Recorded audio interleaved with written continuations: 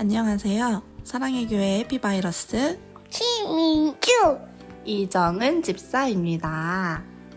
매주 말씀을 들으며 제 마음에 하나님 나라를 꿈꾸게 하시니 날마다 저의 마음에는 감사가 넘칩니다.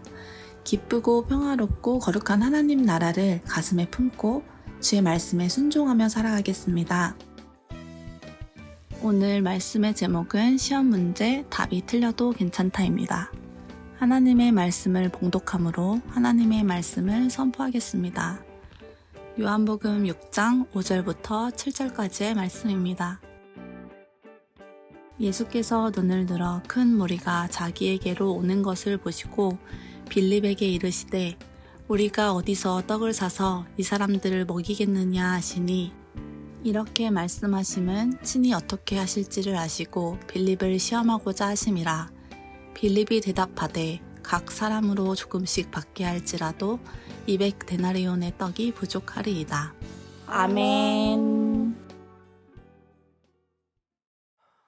시험 문제 답이 틀려도 괜찮다. 우리 주님의 음성이고 우리 주님의 말씀일 겁니다. 아브라함은 아시죠? 아브라함에겐 두 가지의 커다란 시험이 있었습니다. 첫 번째는 부르심을 받았던 창세기 12장의 사건. 아브라함아, 너는 내 본토 아비 친척 집을 떠나 내가 너에게 보여줄 땅으로 가라. 어딥니까? 떠나면 보일 것이라. 떠나야 보이는 길이 있다는 겁니다. 본토, 아버지, 친척 집을 떠나올 때에 어디 가느냐? 그 물음이 왜 없었겠습니까? 나는 모릅니다. 떠나면 하나님께서 보여주신다고 하셨습니다. 그건 정답이 아닙니다. 누구도 그것을 논리적인 답이라고 받아들일 수는 없는 겁니다. 아브라함 그 시험을 지나왔습니다. 자기 마음속에서 계속 물음표가 생기는 겁니다. 어디냐? 어디지?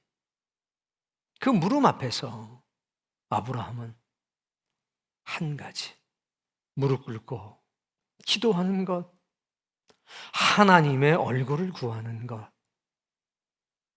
그것 외에 다른 길이 없었습니다. 머리는 자꾸 돌아가라고 하는 겁니다. 아버지의 집으로 돌아가라. 네 본토로 돌아가라. 안전한 그곳으로 돌아가라. 그러나 마음은 하나님의 감동을 입었고 은혜를 입었기 때문에 그의 발걸음은 마음이 움직이는 대로 걸어갈 수밖에 없었습니다. 그러자 보이기 시작합니다. 두 번째 시험은 창세기 22장, 우리가 소위 말하는 파이널 테스트였습니다. 하나님이 불러 말씀하십니다.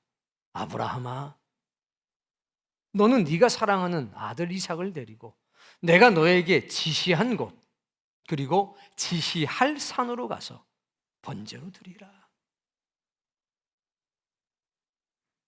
여러분, 그 시험 문제 앞에 논리적인 정답이 있겠습니까?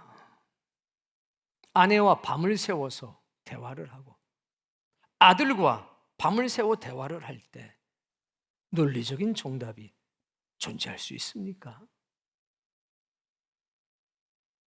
한 가지밖에 없습니다.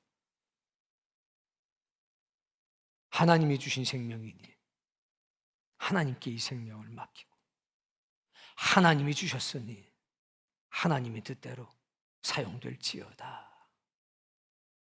주의 얼굴을 구하는 것 외에 다른 길이 어디 있었겠습니까? 왜 그러셨을까? 왜 25년 만에 아들을 주셨을까? 왜 하필 지금 내 아들을 달라고 하실까? 거기에 무슨 정답이 있겠습니까? 물음표지.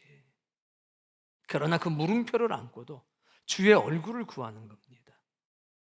주신 분도 하나님이시요, 가져가시는 분도 하나님이십니다. 하나님은 언제나 선하십니다. 하나님은 언제나 옳으십니다. 하나님은 언제나 좋은 길로 나를 인도해 가십니다. 그것 말고는 없는 겁니다. 그렇게 사흘 길을 걸어갔습니다. 하나님이 명령하신 그 산이 보일 때 하인 둘에게 아브라함은 말합니다. 내가 이 아이와 함께 하나님 앞에 번제 드리고 너희에게로 돌아오리라. 그리고 그 산을 올라갑니다. 돌로 제단을 쌓고 나무를 벌려놓고 아들 이삭을 묻습니다. 이삭은 순순히 자신의 생명을 아버지에게 맡깁니다. 이삭의 마음에도 왜 물음표가 없었겠습니까?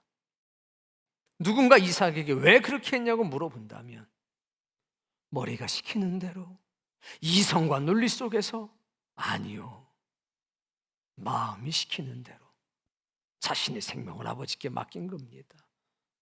그게 성령님의 감동 아니겠습니까? 하늘에서 음성이 납니다. 멈추어라. 그 아이에게 손대지 말라. 네가 이제야 비로소 하나님을 사랑하는 것을 알았느니라. 너에게 약속한 모든 것, 너희 아들과 너희 자손에게 약속한 모든 것 이룰 것이라. 이 땅을 너와 내 후손에게 줄 것이요, 너와 너의 자손을 통해서 만민이 복을 받게 될 것이라. 그리고 다시 브엘세바로 돌아갑니다. 떠날 때는 물음표가 가득했는데 돌아갈 때는 느낌표가 가득했습니다. 오늘 이 시간도 마찬가지입니다. 이것을 어떻게 논리적으로 말할 수가 있겠습니까? 이걸 어떻게 지식과 머리로 이해하고 받아들일 수 있겠습니까? 그러나 감동받는 사람들이 있습니다. 그것이 머리가 아니라 마음으로 들어가는 사람이 있습니다. 오늘 그 은혜가 우리 모두의 이 공간 안에 머무는 모든 사람에게 있기를 바랍니다. 사람은 항상 정답을 말하려고 하고 그 정답은 논리적 정답입니다. 그리고 자신의 지식이 쌓아온 경험적 정답에 불과합니다. 그런데 그것은 우리를 행복하게 하지를 못합니다. 자, 오늘 본문을 함께 읽습니다. 본문 5절. 예수께서 눈을 들어 큰 무리가 자기에게로 오는 것을 보시고 빌립에게 이르시되 우리가 어디서 떡을 사서 이 사람들을 먹이겠느냐 하시니. 예수님께서 보니까 많은 사람이 오고 있습니다. 그들의 가슴 속에 은혜를 구하는 마음이 있었을 겁니다. 그러나 주님이 보니까 이 무리도 마찬가지고 제자들도 마찬가지고 이 가슴에 물음표가 많이 있었습니다. 은혜를 사모하지만, 진리를 사모하지만 여기에 뭐 먹고 살아야 되나? 그 인생고에 대한 물음표가 있는 것을 보셨습니다. 6절. 이렇게 말씀하심은 친히 어떻게 하실지를 아시고 빌립을 시험하고자 하심이라. 빌립을 시험한다. 빌립에게 인생의 문제를 던진 겁니다. 빌립뿐만이겠습니까? 주님께 찾아왔던 모든 사람이겠죠. 그 모든 사람뿐이겠습니까? 은혜를 사모해서 나온 여러분에게도 던지시는 질문입니다. 왜? 우리도 은혜를 사모해서 이 자리에 나와 있지만 우리의 마음속에도 물음표가 있다는 겁니다. 우리를 시험하시는 겁니다. 세상이 우리에게 던지는 시험은 유혹이라고 합니다. 그러나 하나님께서 우리에게 던지시는 인생의 문제와 시험은 유혹이 아니라 테스트라고 합니다. 이건 우리가 어떠한 존재인지를 알게 하시는 거고, 우리에게 무언가 깨닫게 하시고 알게 하시고 보여줄 것이 있어서 던지는 시험이라는 겁니다. 정답을 맞힐 필요가 없습니다. 왜? 우린 정답을 못 맞히기 때문입니다. 그러나 염려할 것이 없습니다. 예수님께서는 채점하시는 게 아니라 고쳐주신다는 겁니다. 단 우리가 입술 열기를 원하십니다. 그 이유가 성경에 나와 있습니다. 시편서 66편 9절과 10절 말씀 크게 읽어봅시다. 그는 우리 영혼을 살려두시고 우리의 실족함을 허락하지 아니하시는 주시로다. 하나님은 김 집사의 영혼을 살려두십니다. 죽이지 않는다는 겁니다. 실족함을 허락하지도 않으신다는 겁니다. 이분이 여러분의 주님이시고 여러분의 아버지십니다. 우리의 영혼을 살려두시고 우리가 실족하는 것을 허락하지 않습니다. 이것이 현실에서 어떻게 드러나느냐? 10절.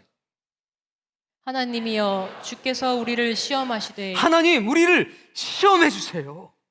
그리고 그 시험을 통해서 우리를 단련해 주세요.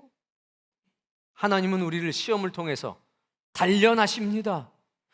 주님은 지금 빌립을 단련하고 계십니다. 그 영혼이 메마르지 않도록, 그 영혼이 실족하지 않도록, 인생고 먹고 사는 문제 때문에 실족하지 않도록 단련하시는 겁니다. 오늘 여러분 앞에 참 해결하기 힘든 인생의 문제가 있다면 이것을 통해서 여러분이 단련될 것이라는 것을 기억하십시오. 이 문제 때문에 실족하거나 내 영혼에 상처받는 일이 없을 거라는 확신을 갖도록 하십시오. 이게 첫 번째 목적입니다. 시험을 통해서 우리를 단련하십니다. 왜? 실족하지 않게 하시려고. 왜? 내 영혼에 상처나지 않게 하시려고. 내 영혼이 메말라 죽지 않게 하시려고 하나님은 우리에게 시험을 던지십니다. 시편서 139편 23절과 24절 말씀도 읽습니다. 하나님이여 나를 살피사 내 마음을 아시며 나를 시험하사 내 뜻을 아옵소서. 하나님, 나를 시험해 주십시오. 하나님, 나를 테스트해 주세요. 그래서 내 마음과 내 뜻이 어떠한지 드러나게 해주세요. 시험 당하면, 하나님이 우리에게 테스트를 던지시면 내 마음과 내 뜻이 어떤지 드러나게 됩니다. 아브라함이 시험 당했을 때, 파이널 테스트를 겪었을 때 천사를 통해 말씀하셨습니다. 아브라함아, 이제야 비로소 네 마음을 알게 되었다. 시험은 우리의 가장 밑바닥에 있는 우리의 마음과 뜻을 드러나게 하십니다. 그러면 내가 누군지 압니다. 나도 잘 몰랐던 내 뜻을 내가 알게 되고, 내가 어떤 상태고 내가 어떤 사람인지 하늘과 땅에 비로소 드러나게 되는 겁니다.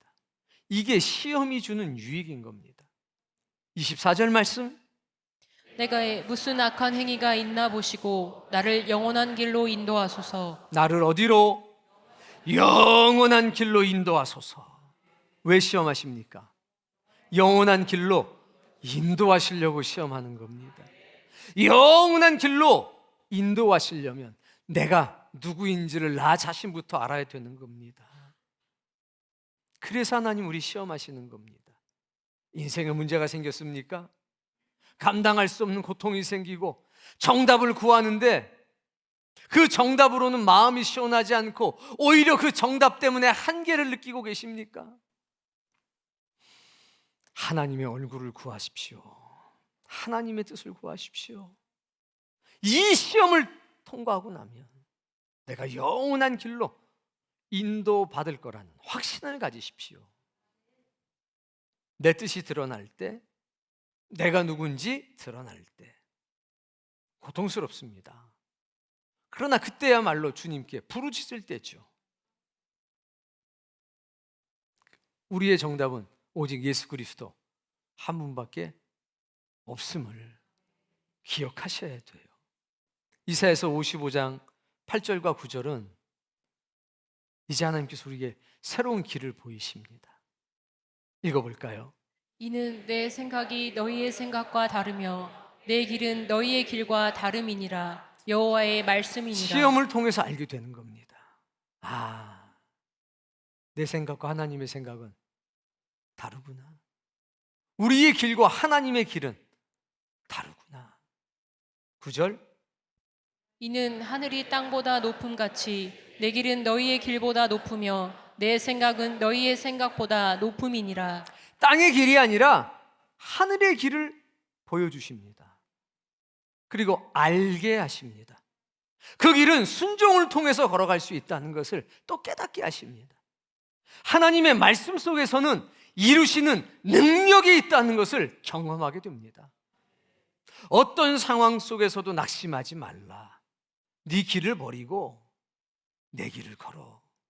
땅의 길을 버리고 하늘의 길을 걸어. 자기 길은 자기 생각입니다. 자기 능력인 겁니다. 결국 못합니다. 결국 실망하고 낙심하고 절망 속에 빠지게 됩니다. 그러나 하늘의 길을 걷게 되면 반드시 그 길 끝에서 하나님의 능력을 보게 될 것입니다. 아브라함이 하나님의 능력을 본 거 아닙니까? 순종함으로 하늘의 길을 걸었더니 물음표가 느낌표로 바뀐 것 아닙니까? 이건 세상이 줄 수 없는 신비한 경험 아닙니까? 신자에겐 그런 은혜와 그런 경험이 필요한 법입니다. 자, 다시 오늘 본문으로 갑니다. 5절. 예수께서 눈을 들어 큰 무리가 자기에게로 오는 물음표를 가지고 오는 겁니다. 은혜를 사모하고 진리를 사모하고 걸어오고 있지만 그 마음속엔 가장 밑바닥에 물음표가 있습니다. 어떤 물음표? 뭐 먹고 살지? 뭐 먹고 살지? 그게 있어요. 내 자식이 뭐 먹고 살지? 우리 아버지, 우리 어머니 어떻게 살지? 그 물음표가 다 있었다는 겁니다. 그걸 보시고 아셨습니다.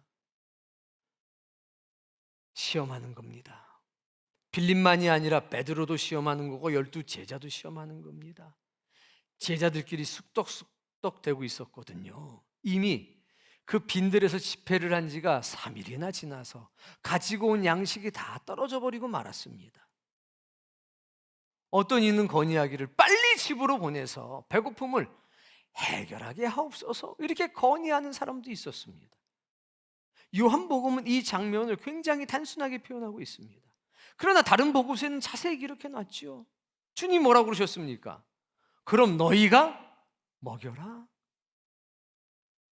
빨리 집으로 보내서 먹게 하시죠.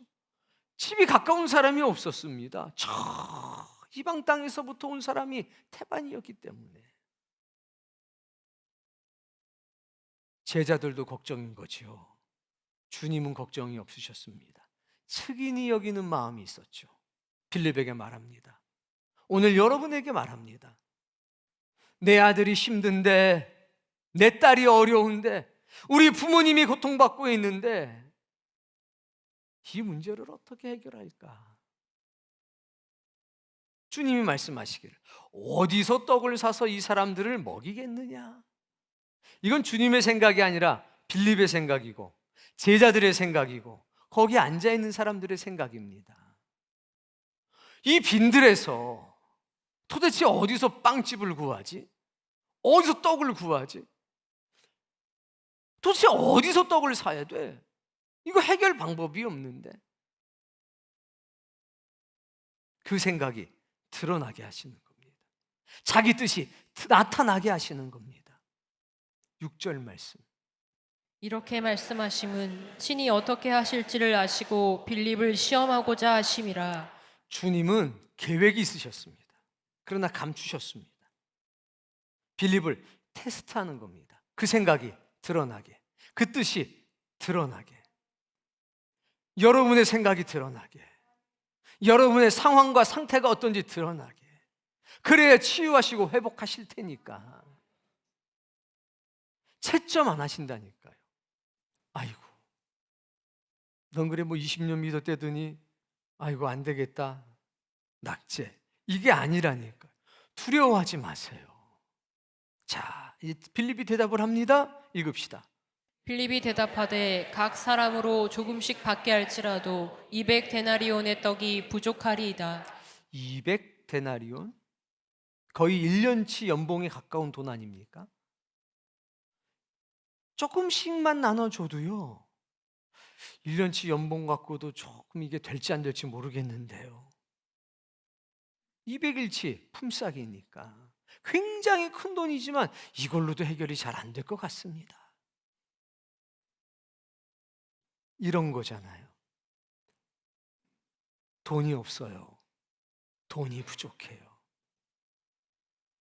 이거 좀 도와줄 사람이 없어요. 내 능력이 없으니까 좀 대단한 사람을 찾아야 되겠어요. 그렇게 얘기하는 겁니다. 여러분,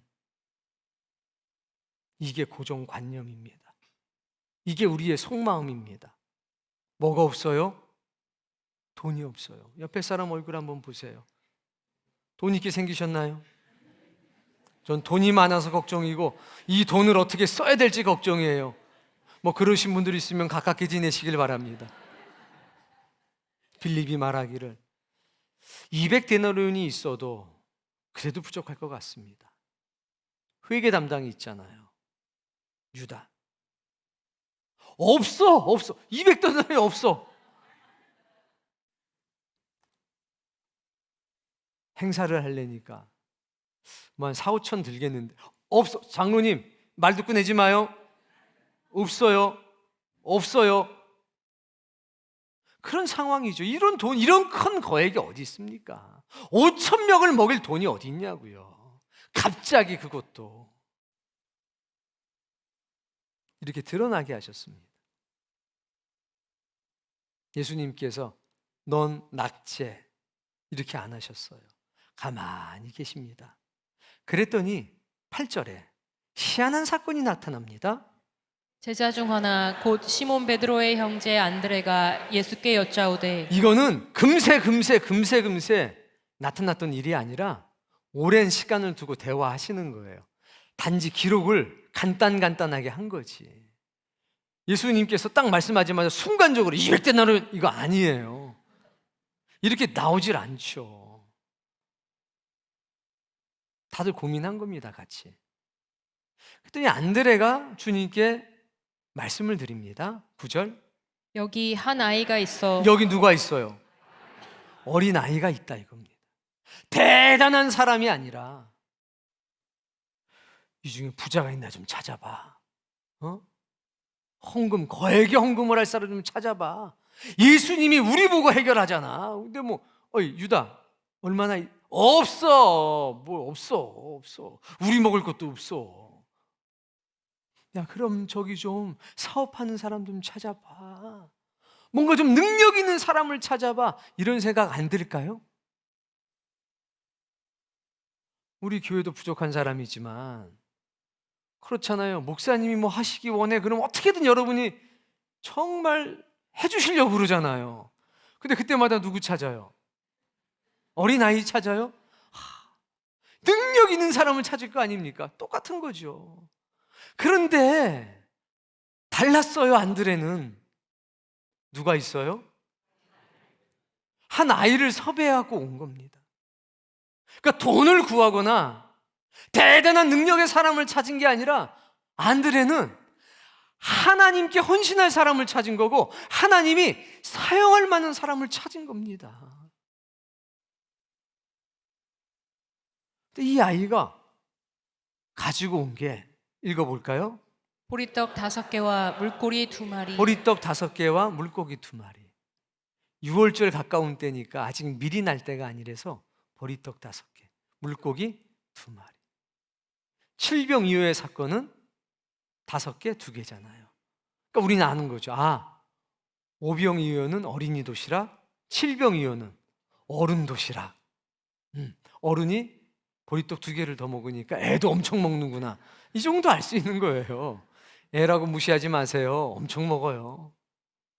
그걸 가지고 와요. 그 아이도 데리고 오고 그 아이의 예물도 가지고 오는 겁니다.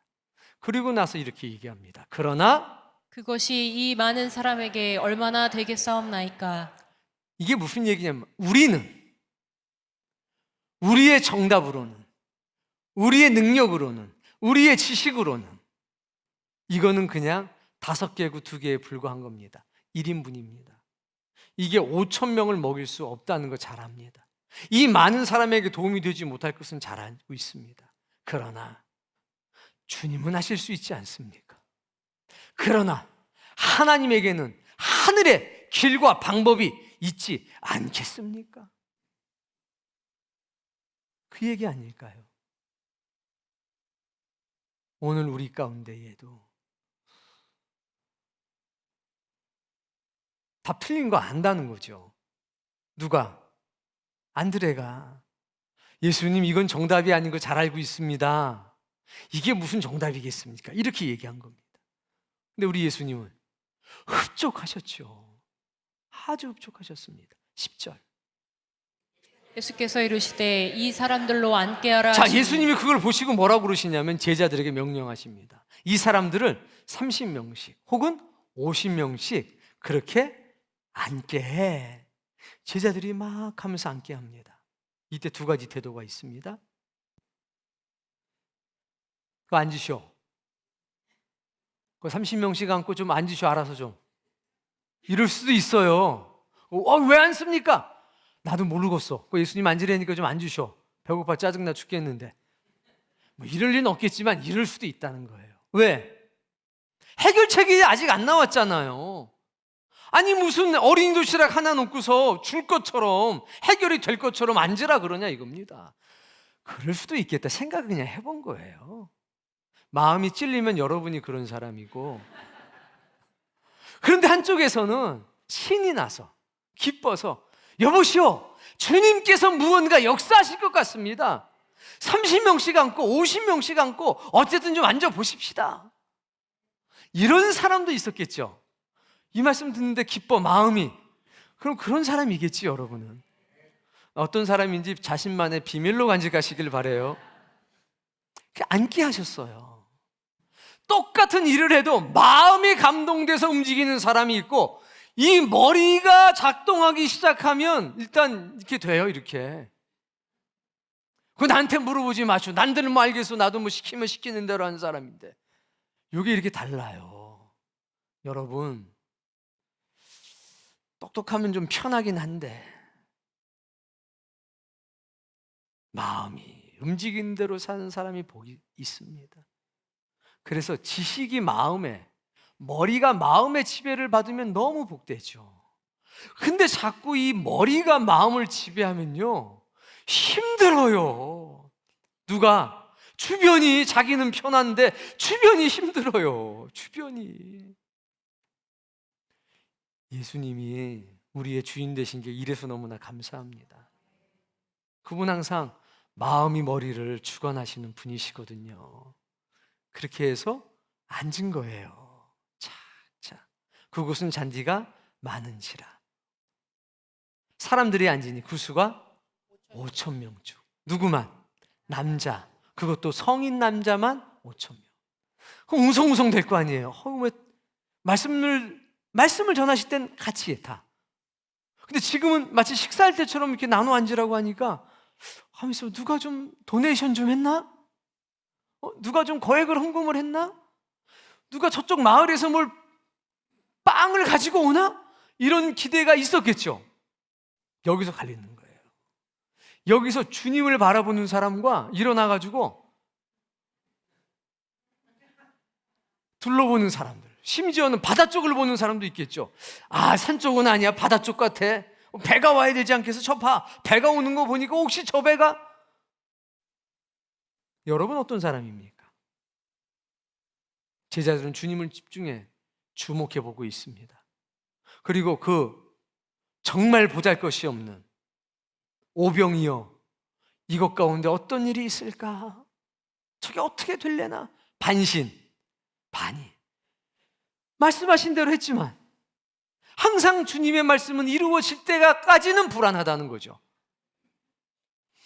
이루어질 때까지는 항상 불안하셔요.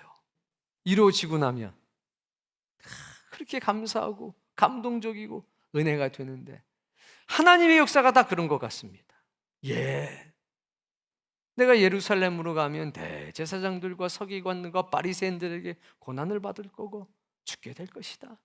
아이고 주님, 그럼 얘기하지 마세요. 걱정과 의심 가득 찼잖아요. 염려하지 마라. 사흘 만에 다시 살아날 것이고 너희들보다 먼저 갈릴리에 가 있을 테니까. 은혜가 될까요? 감동이 될까요? 그런데 이루어지고 나면 놀라운 물음표가 느낌표로 바뀌는 그 놀라운 역사가 있지 않습니까? 지금도 똑같은 거예요. 우린 그렇게 약합니다. 저도 약하고 여러분도 약합니다. 주님만 바라보는 길 외에 다른 길이 없습니다. 근데 우리 주님께서 어떻게 하셨느냐? 11절 말씀. 예수께서 떡을 가져 축사하신 후에 네, 예수님께서 그 떡 몇 개입니까? 5개를 가지고 오셔가지고 축사, 따라해 봅시다. 감사의 기도. 이 축사는 감사의 기도예요. 하나님께 감사의 기도를 한 겁니다. 그 내용은 기록되지 않습니다.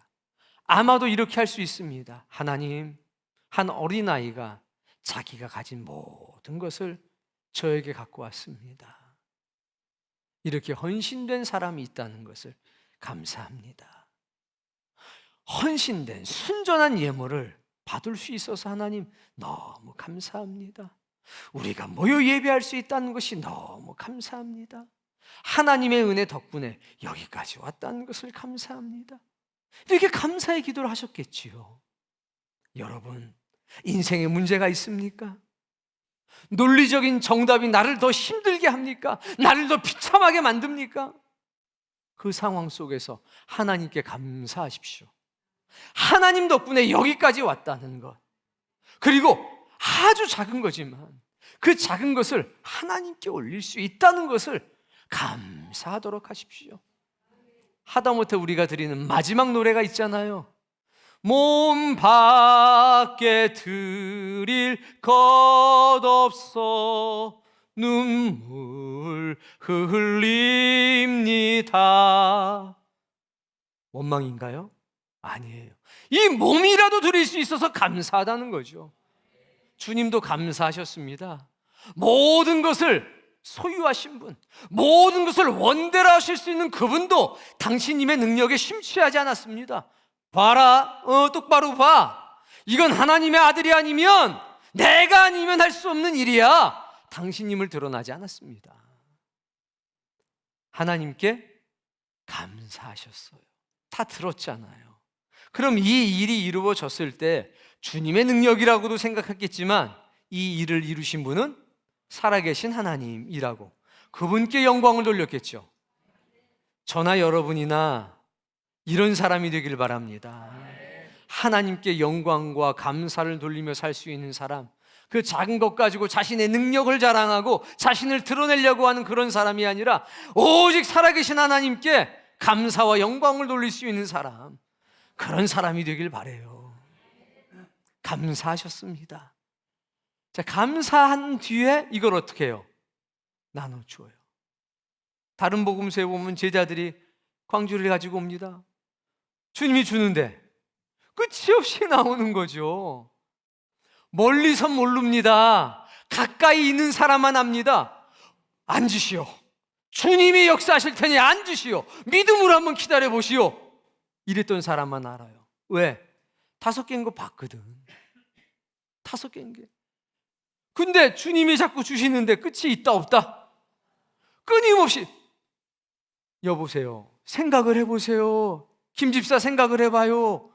이거 갖다 줬잖아요. 30명 안고 50명 아닌데 갖다 줬죠. 천천히 올까요? 빨리 올까요? 떨어질까 봐? 여기까지 줘야 되는데 떨어지기 전에 빨리 가야 돼. 베드로 가기 전에 내가 먼저 가야지. 그것 때문에요? 아니죠. 기대. 살아계신 하나님의 역사에 대한 기대 때문에 오는 겁니다. 오늘 여러분이 이 예배당을 그렇게 찾아왔기를 바랍니다. 기대를 가지고 그냥 가는 겁니다. 먹는 사람들은요, 거기에 대한 기대가 없습니다. 자기 배 채우는데 정신없지.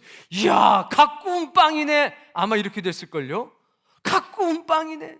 근데 제자들은 달랐습니다. 갓 구운 빵이 문제가 아니죠. 예수님이 이거 생각해보세요. 주님도 힘들어요, 이게. 자동 분배가 아니라고요. 직접 주시는 거 아니, 직접 막 달려가겠죠.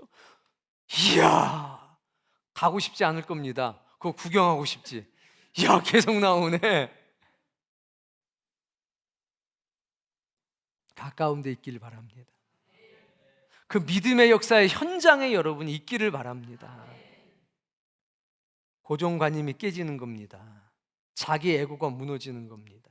논리적인 정답이 무너지는 겁니다. 논리적인 정답을 얘기했을 때 다 절망했거든요. 왜? 야, 뭐 우리 교회는 200데나리움도 없냐? 이렇게 되는 거죠. 아니, 가룟 유다 봤는데, 야, 우리 중에 뭐 이거 하나 해결할 사람도 없냐? 상황이 바뀌잖아요. 논리적인 정답은 절망입니다. 답은 알지. 아, 돈 있으면 되는 거 누가 몰라? 근데 문제는 그 돈이 자꾸 도는데 나한테만 안 돈다는 거지. 그 고통이 오는 거예요. 무능력 때문에. 근데 주님이 기도하시고 감사의 기도를 하는데 이거는요, 우리가 생각했던 방법하고는 전혀 다르잖아요. 누가 왔습니까? 어린아이? 뭘 가지고 왔습니까? 요즘 표현으로 어린이 돈가스 온 겁니다. 근데 이게 지금 이게 될 법한 얘기인가요?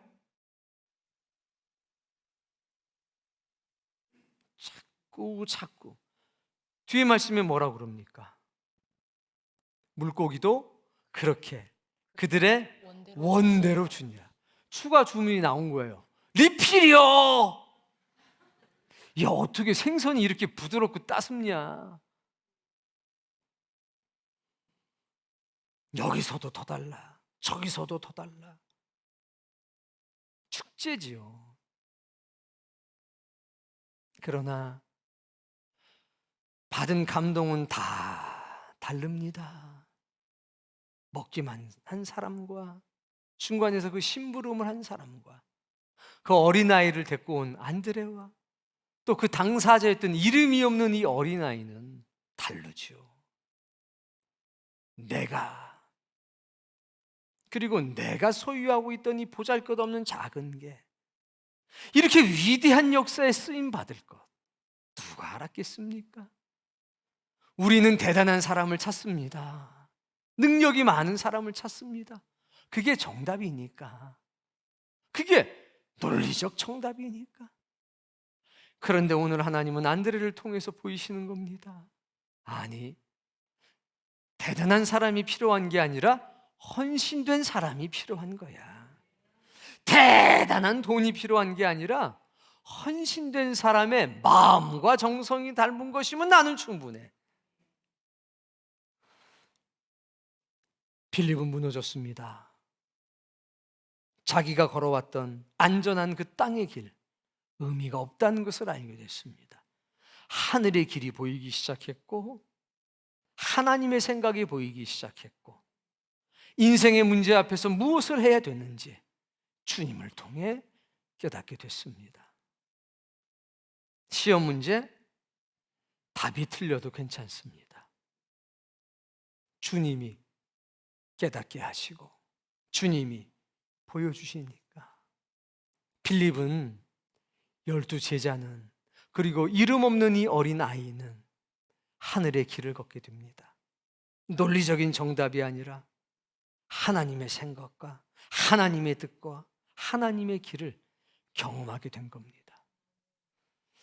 지금 이 자리에 나와 있는 사랑하는 성도 여러분, 우리가 은혜와 진리를 사모하지만 우리 마음속에도 물음표가 있습니다. 우리 아버지, 우리 어머니 뭐 먹고 살지, 어떻게 살지, 내 딸, 내 아들 뭐 먹고 살지, 어떻게 살지, 이런 물음표가 있습니다. 이 물음표가 하나님 은혜 안에서 느낌표가 되기를 바랍니다. 인생의 문제 앞에서, 사랑하는 사람들 앞에서 우리 감사의 기도해야 합니다. 하나님 감사합니다.